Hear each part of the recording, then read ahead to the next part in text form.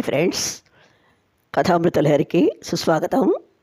ఈరోజు మంచు తెరలు చివరి భాగం అంటే 10th ఎపిసోడ్ వినిపించబోతున్నాను. దయచేసి లైక్ కొట్టి కామెంట్ పెట్టి సబ్స్క్రైబ్ చేసుకోండి ప్లీజ్. ఇక కథలోకి వచ్చేస్తున్నాను. సుజాతకు ఆమెను ఎలా ఓదార్చాలో అర్థం కాక, ఊరుకో అనసూయ, ఇప్పుడు అవన్నీ ఎందుకు, అసలే నీరసంగా ఉన్నావు, బాగా రెస్ట్ తీసుకో అంటూ సర్ది చెప్పబోయింది.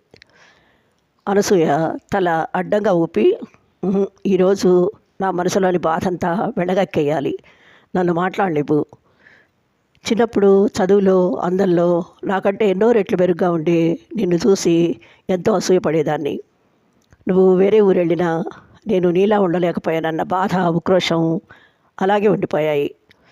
వయసుతో పాటు అందరూ నన్ను చూసి అసూయపడేటంత గొప్ప స్థాయికి ఎదగాలన్న పట్టుదల, పంతం పెరిగాయి.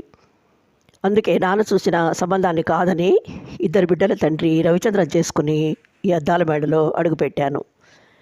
కాస్త వయసు ఎక్కువైనా నాకన్నా అందగాడైన భర్త, కాలు కింద పెట్టే పని లేకుండా ఇంటి నిండా నౌకర్లు, కల్లో కూడా ఊహించని వైభవం. కానీ రవికి తన పిల్లలన్న, మొదటి భార్య అన్న ప్రాణం. అస్తమానం పోయిన ఆవిడ్ని తలుచుకుని బాధపడుతూ ఉండేవాడు.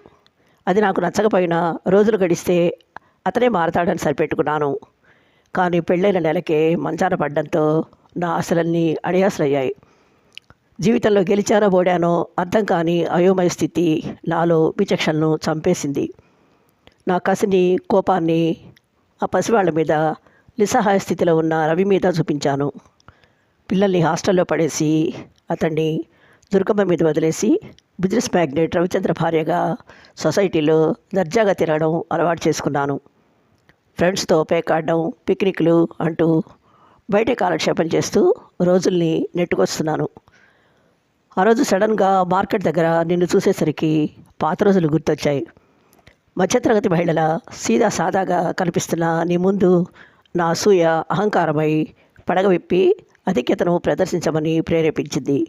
కానీ మీ ఇంట్లో అడుగు పెట్టగానే నేను చేజేతులా జారవిడుచుకున్న మధమూర్తి నీ భర్త అని తెలిసి గుండె భగ్గుమంది.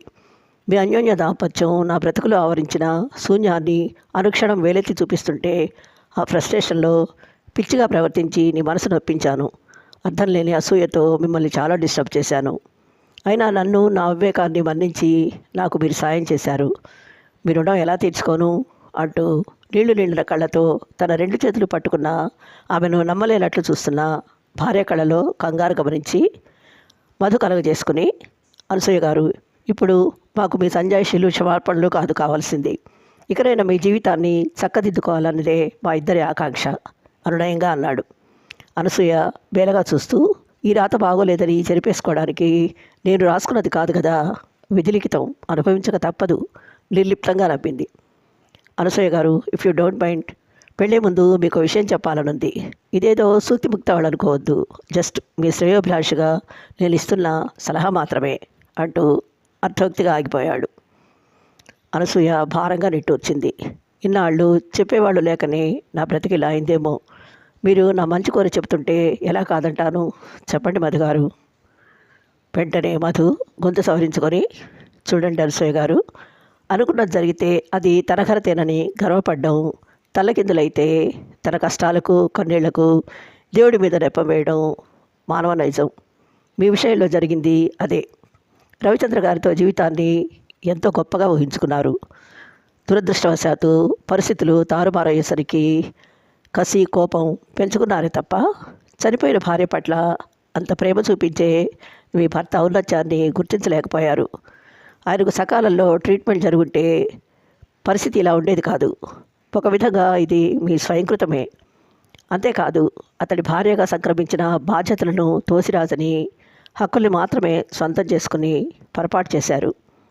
హక్కులతో పాటు కర్తవ్యాలు నిర్వర్తించడం ప్రతి మనిషి తన బాధ్యతగా భావించాలి. అందులో ఉండే తృప్తి, ఆనందం ముందు ఈ ఆస్తులు, ఆడంబరాలు అల్పమైనవి. నాది సోత్కర్షగా భావించకపోతే మా గురించి మీకు తెలియని కొన్ని విషయాలు చెప్తాను. సుజాత ఎలాంటి కుటుంబంలో పుట్టిందో, ఎంత గారాబంగా పెరిగిందో ఆల్రెడీ మీకు తెలిసే ఉంటుంది. నన్ను ఇంటర్వ్యూ చేసింది వాళ్ళ నాన్నగారే. ఆయన నాకు జాబ్ ఇవ్వడమే కాదు, ఒక మామూలు క్లర్కుని. నాలో ఏం నచ్చిందో తెలీదు, 2 ఏళ్ల తర్వాత నన్ను వెతుక్కుంటూ వచ్చి పిలిచి పిల్లనిచ్చారు. మా పెళ్ళైన కొద్ది రోజులకే అమ్మని, 3 చెల్లెళ్ళను నాకు అప్పగించి నాన్న చనిపోయారు. చెల్లెళ్ళ చదువులు, పెళ్ళిళ్ళు, ఈ బాధ్యతలన్నీ తీరే వరకు ఎన్నో ఆశలతో నా జీవితంలోకి అడుగుపెట్టిన సుజాతకు ప్రేమానురాగాలు తప్ప పెద్దగా ఏమీ ఇవ్వలేకపోయాను. ఆ సమయంలో ఆర్థికపరమైన ఒడిదుడుకుల్ని ఫేస్ చేయడంలో సహధర్మచారిణిగా తను నాకు అందించిన సహకారం అంతా ఇంత కాదు. అమ్మని కన్న కూతుర్లా ఆదరించింది. ఆడపడుచులకు సొంత బిడ్డల కన్నా ఎక్కువగా ప్రేమను పంచింది. ఇప్పుడు మా అందరి దృష్టిలో తనొక దేవత.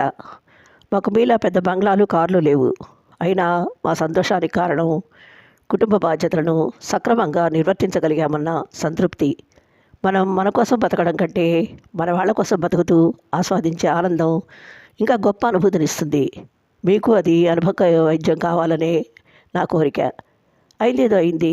ఇక ముందు లైఫ్ని ఎలా డిజైన్ చేసుకోవాలో బాగా ఆలోచించి మంచి నిర్ణయం తీసుకుంటారని ఆశిస్తాను. చెప్పడం ముగించి ఇక మేము బయలుదేరుతాం అంటూ లేవబోయి అనసూయ కళ్ళలో అభ్యర్థన గమనించి కూర్చుండిపోయాడు.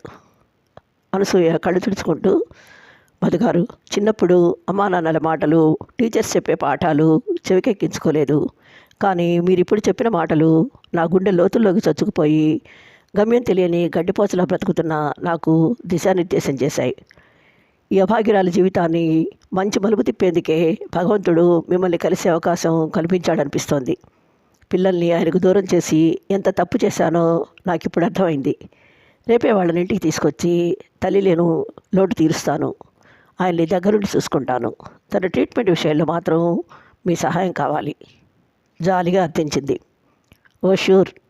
మా కజిన్ వేణు ఈ సిటీలోనే ఫేమస్ న్యూరాలజిస్టు. హస్తవాసి కూడా చాలా మంచిది. వెంటనే ఫోన్ చేసి పిలిపిస్తాను. మీరే చూడండి. వాడి చెయ్యి పడగానే రవిగారు లేచి కూర్చుంటారు. పైగా పిల్లలు కళ్ళ ముందు తిరుగుతుంటే ఆ సంతోషం సగం బలమై ఆయన పరిస్థితి తప్పకుండా మెరుగుపడుతుంది. మీరు ధైర్యంగా ఉండండి అని భరోసా ఇచ్చి భార్యకేసి వెళదామన్నట్టు చూశాడు. సుజాత లేచి అనసూయ భుజం మీద చెయ్యేసి, ఈ పరిస్థితిలో అమ్మా నాన్నలు, తోబుట్టువుల ఆత్మీయత నీకు కొండంత ధైర్యాన్ని ఇస్తుంది. ఎన్ని సిరి సంపదలున్నా ఆడపిల్లకు పుట్టింటి ఆదరణ, ఆప్యాయతలకు సాటి రావు. వాటిని ఎన్నడూ దూరం చేసుకోకు అని సలహా ఇచ్చింది. అవును సుజీ, ఇన్నాళ్ళు నా చుట్టూ గిరిగీసుకొని ఏం కోల్పోయానో నాకు ఈరోజు అర్థమైంది. ఇక నుంచి అమ్మా నాన్న నా దగ్గరే ఉంటారు స్థిరంగా చెప్పి గేటు దాకా వచ్చి భార్యాభర్తలకు సాదరంగా వేడుకోలు చెప్పింది. ఇల్లు చేరగానే, ఏమండి అనసూయ నిజంగానే రియలైజ్ అందా అంటారా? అనుమానంగా అడుగుతున్న భార్యను చూసి మధు తేలిగ్గా నవ్వేశాడు. మీ ఆడవాళ్ళు చెడుని నమ్మినంతగా మంచి నమ్మరు. కానీ ఆ కళ్ళలో పశ్చాత్తాపం, పరివర్తన నేను స్పష్టంగా చూశాను. ఒకప్పుడు అసూయ, ఆపై అహంకారం ఆమె వ్యక్తిత్వాన్ని మంచుతెరల్లా కప్పేశాయి. అవి ఈరోజు కరిగిపోయాయి. ఇక ముందు నిర్మలమైన వేకో లాంటి అనసూయను చూడగలం. No doubt about it.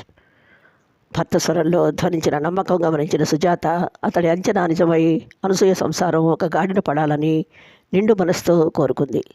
సాటి మహిళగానే కాదు, మంచి స్నేహితురాలిగా. ఈ ధారావాహిక ఇంతటితో ముగిస్తున్నాను. మరొక మంచి ధారావాహికతో మీ ముందుంటాను.